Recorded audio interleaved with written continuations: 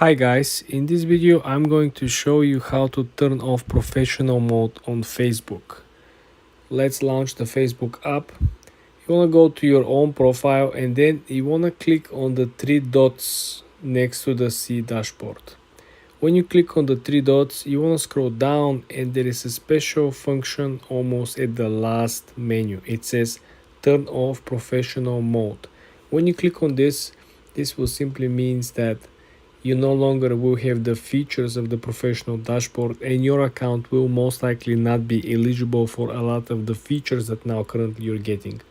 According to Facebook, review important changes before you turn off professional mode. If you change your mind, you can turn on professional mode at any time. If you do a quick Google research, what is the difference, you will find out that if you have a professional mode on, anyone on Facebook can follow your profile and can see your public content.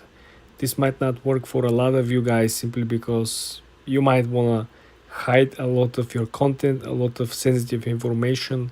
I made plenty of videos showing you how to make your Facebook account private, and these videos are very popular. So this gives me a second thought that a lot of you might not really want to have the professional profile on. Also, turning on professional mode won't change your post visibility. You can change your post privacy settings on public as friends only.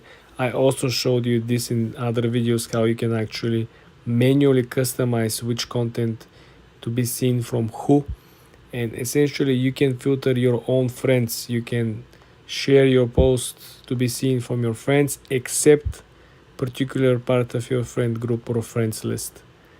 So this is how you turn on or off professional mode, and this is what actually going to happen if you do so. For more tips and tricks like this, guys, subscribe and follow for more.